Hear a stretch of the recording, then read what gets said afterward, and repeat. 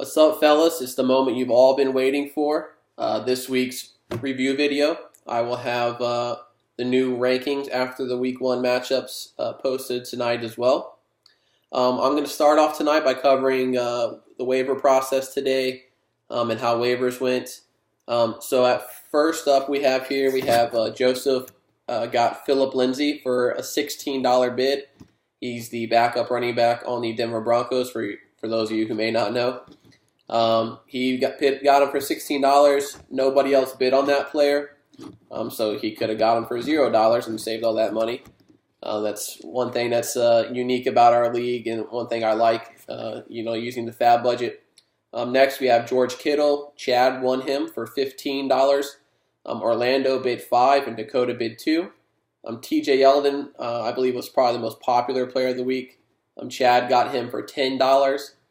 Josh and myself both bid $8. Philip bid $3, and Steven bid $1. Quincy and Numa went to Joseph for $7. Philip bid $5. Chad and Garrett both bid $2. Will Dissy went to Josh for $5.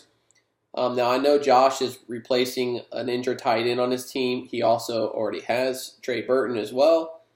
So I'm not really sure why pick up there. I mean, I know Will Dissy had a good week, but he is not a receiving tight end. He's classified as a blocking tight end. He just kind of got lucky, so just not maybe not the best pickup in my opinion.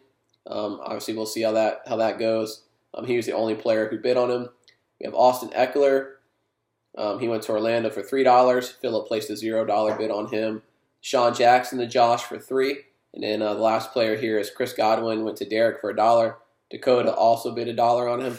Now, the way it works is if both players bid the same amount, it'll go to the player who has a worse record, or in this case, both of them are 0-1. It went to the player who scored the least amount of points out of them, as that is the tiebreaker there.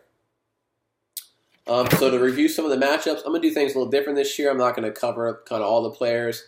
I'm going to try to make it a little more fun, just kind of highlight the most important things. So first up is the matchup between me and Orlando. I won that one 130-85. Couple mishaps. I played Jamal Williams over Jay Ajayi. I just really overthought it. I know Ajayi had the injury, and just bad decision on my part. Also, Mahomes killed Matt Ryan. I was a little surprised by that. I never second-guessed that decision at all. But it's nice to see Mahomes do well. I picked him. He was kind of, late in the draft, kind of a sleeper. So, if that pans out, he'll be in my lineup moving forward. Obviously, I had Alvin Kamara, who had a huge game this week, basically 39 points. Another thing is I had Chris Hogan, who had 1 catch in the game this week. That was a little surprising in the Patriots offense. It's probably an anomaly for him, so we'll see how that goes moving forward. Looking at Orlando's team, you had Marcus Mariota get 1.6 points. Mariota was in and out of the game with a couple different injuries, and that game also had huge weather delays. The game started at 1 p.m., ended up lasting like 6 hours, because of all the delays. So he also had Joe Mixon, who had 23 points. He had 95 rushing yards, 54 receiving yards, and 1 touchdown. So good day out of him. Chargers defense got -3. I'm a little surprised by that. I thought they were going to do a lot better, but Mahomes really had a nice game there. Orlando scored the least amount of points this week. He did have Le'Veon Bell, Mark Ingram, and Julian Edelman on the bench. We obviously don't know if Bell is going to come back at all, but he will have Ingram and Edelman back, I believe, beginning in week 4 or 5, just depending on their suspension situation. So, maybe in a tough couple weeks, but he'll get some pretty good studs come back and help him out there. So let me just get the next teams pulled up here. So next up we have Philip versus Steven. Philip won 99-95. So a reasonably close matchup here. Looking at Philip's team, I'd already commented on him having 2 highly drafted quarterbacks, and this is why I don't recommend doing that, because he played the wrong one. Obviously, he got the win, but it was a 20-point differential between those guys. Derrick Henry didn't have a big day, just 3.5 points, a little surprising there. Randall Cobb with the 25-point game had the huge 75-yard touchdown in that big comeback victory. Jimmy Graham only getting 2 points, a little surprising. And like I already mentioned, Drew Brees, he had him on the bench. He had that big 32-point game. I'm looking here at Steven's team. Cam Newton had a nice game. I got to see it in person. Had 18 points. Cooper Kupp with a nice game with 15. Devonta Freeman got hurt in that game. So did Leonard Fournette, which probably hugely benefited Phillip there to help him get the win. Jacksonville defense with 13. Not too much else surprising there. Andrew Luck on the bench was nice. Geronimo Allison on the bench had a nice game. Even Javoris Allen did, but I think that was just part of how that game was going. They were blowing out the Bills that day, so I think everybody got a little bit of PT that day. Probably one of the more interesting matchups of the week. We have Josh versus Brian. Josh pulled this one out, 121 to 117. A little odd that both of them finished with a score of a whole number because we do decimal points, so it's something that sticks out there. Josh had Phillip Rivers with 29. And, Vikings defense got him 18. The kicker really sealed the deal for him late Monday night with that 16-point performance. Pretty good performances out of everybody's team. He did lose Greg Olsen. He may not be done for the season. It's the same foot he fractured last year. They think he's just going to take some time to let it try to heal by itself and then come back as long as it's not causing him pain. And he'll wait till the offseason to have surgery. That's the plan right now, but we'll see how that goes. Obviously, Amari Cooper only gave him 2 points. Trey Burton with 2 points, so a couple disappointments there. Not too much going on the bench. That big Mike Gillislee pickup he wanted to brag about in the chat got him a whole -1 point on his bench.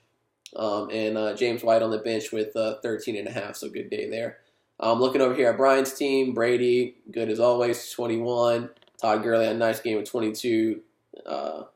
Had Marcus Goodwin. He got hurt in that game, got a quad injury, so he got a goose egg there. Sammy Watkins, not a big fan of 3.6.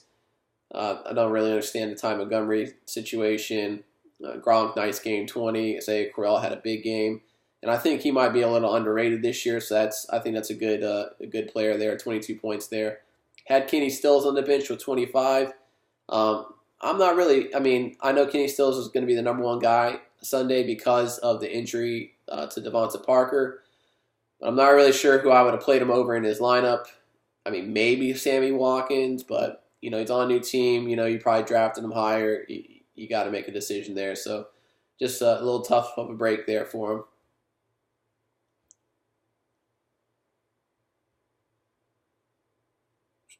Click the wrong button. Next matchup we have here is two of the lowest scoring teams of the week. I believe they scored the second and third least amount of points, but somebody's got to win, so that's how it goes sometimes. We have Garrett with basically 90 points, and then Derek had 87. So looking at Garrett's team here, he's already mentioned in the chat, played bench Russell Wilson for Ben. Ended up costing him 11 points there. It's just highly not recommended to play Ben on the road. For whatever reason, his home road splits are a big deal for him. I'm not really sure why. Kareem Hunt kind of had a tough day, 5 points. A.J. Green with a nice day, 16. Golden Tate, nice day. I mean, his receivers across the board were solid. Travis Kelce with 1.1, so you expect a lot more out of that. Panthers defense got him 13. Really the only thing on his bench was Russell Wilson with the 21 there. I'm looking over here at Derek's team. Dak Prescott got him 9. I'm a Dallas fan. I just really don't think. I saw us play Sunday in person. It's just not going to be a good season. We don't have a passing game. Our offensive line is in shambles. Our defense is average at best. It's going to be a rough season there. Sean McCoy got him 2. Antonio Brown with 20. Didn't even have a big day for Antonio Brown, but still got 20 points. Kelvin Benjamin with 1.5. Nothing crazy there. Alfred Morris with 1.5. Rams defense got him 15. Had some good players on the bench. Goff with 17, Tyler Lockett with 13.5, Ted Ginn with 18. If he plugs any one of those players in for somebody else on his team, he's going to get the victory. So, that's where those decision making. I mean, I don't really know, if you're going to play Goff and Prescott would have been close. I'm not a Kelvin Benjamin fan at all, so I probably wouldn't have played him. But I don't know if I would have played Lockett or Ginn. It's hindsight 2020 in that case, but tough go at it there. I just got two more matchups to talk about here. We have Joseph versus Chad. This is the biggest blowout matchup of the week, I believe. Chad had 114. Joseph had 169. And the one thing I find a little funny here is you guys may not remember, but Joseph probably auto-drafted half of his team. I guess he was somewhere where he didn't have service, very good service, so he was in and out of the draft. But auto-drafted team killed it this week, so we'll see if that can keep up for him. I'm looking at Chad's team, had horrible Matthew Stafford with 8. Elliott didn't even have that great of a game, but he got 16. Deion Lewis had 20. Michael Thomas, huge day for him. I really like Thomas, putting up 30. Tevin Coleman got 11. Had Delaney Walker at tight end. He injured his ankle. He's going to be out for the season. Big point here. Saints got him -11 or -9. They really struggled Sunday. Not much going on his bench there. And then we look over here at Joseph's team. Has the bad man Aaron Rodgers with the big comeback, 25 points. Saquon Barkley got 20. Keenan Allen had 21. Mike Evans with 25. Jared Cook with the surprising 23-point game. Chris Thompson had 22. Titans defense with 11. Across the board, his lineup was his team was solid. His bench was nothing going on the bench. Injuries and guys who didn't do anything. And then we have the matchup of the second and third highest scoring teams of the week.